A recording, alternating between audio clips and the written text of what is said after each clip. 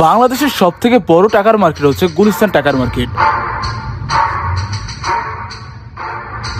প্রতি বছর ঈদ মৌসুমে এই বাজারটি হয়ে ওঠে জমজমাট। আর এখানে কিন্তু পাওয়া যায় সকল ধরনের নোট, দেশি বিদেশি এবং নতুন নোট, পুরাতন নোট, সকল ধরনের নোটই পাওয়া যায় এই বাজারে। তো চলুন গুলিস্তান টাকার বাজারের সকল ইতিহাস জানা যাক। গুলিস্তান টাকার মার্কেটটি গুলিস্তান শপিং কমপ্লেক্সের সামনে এবং পাতাল মার্কেটের দক্ষিণ পশ্চিম মোড়ের ফুটপাতে বসে। আপনারা বাসে কিংবা মেট্রো রেলে করে গুলিস্তানে পৌঁছাতে পারলেই আপনারা চলে আসতে পারবেন ডিরেক্ট এই টাকার মার্কেটে। কারণ আপনারা গুলিস্তান নামার পরে যে কারোর কাছে জিজ্ঞেস করলে হবে হচ্ছিল গুলিস্তান টাকার মার্কেটটি কোন দিকে, আপনাদেরকে সরাসরি দেখিয়ে দেবে। যদি আপনারা নতুন নোট কিনতে চান তাহলে গুলিস্তান শপিং কমপ্লেক্সের সামনের চত্বর ও পাতাল মার্কেটের আশেপাশের ফুটপাতে বিক্রেতারা নতুন টাকার বান্ডেল নিয়ে বসেন। আপনারা চাইলে সেখান থেকে নতুন টাকা ক্রয় করতে পারেন। এখানে দেশি নোটের পাশাপাশি অনেক ধরনের বিদেশি নোটও পাওয়া যায়। আপনি যদি আপনার পছন্দের বিদেশি নোটটি কিনতে চান তাহলে এখান থেকে বাংলাদেশি টাকায় যে কয় টাকা হয় সে কয় টাকা দিয়ে আপনাকে এটি কিনতে হবে।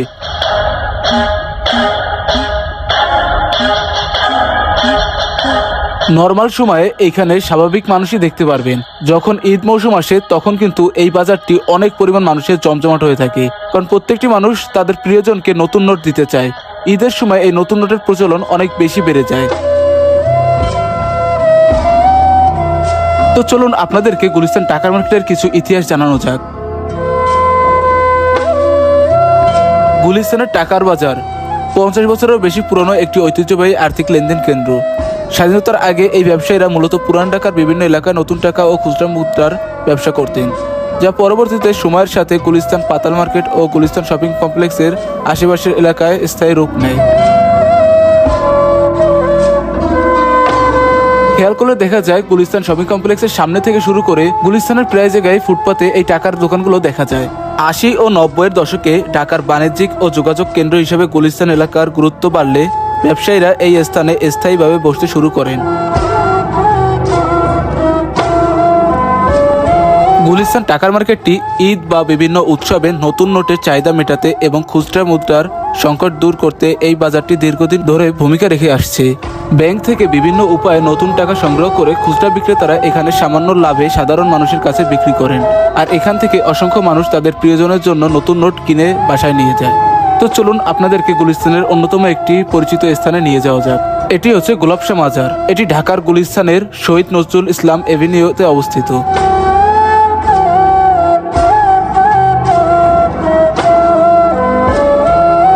এটি ঢাকা দক্ষিণ সিটি কর্পোরেশনের ব্যবস্থাপনায় পরিচালিত হয়ে থাকে। মাজারটিতে দুটি সমাধি রয়েছে, যা দেখতে হলে উত্তর দিক থেকে প্রবেশ করতে হয়। সমাধিগুলো গোলাপ শাহ ও তার ভাইয়ের কবর বলে জানা যায়। এর আগের নাম নিমগাছওয়ালা মাজার ছিল।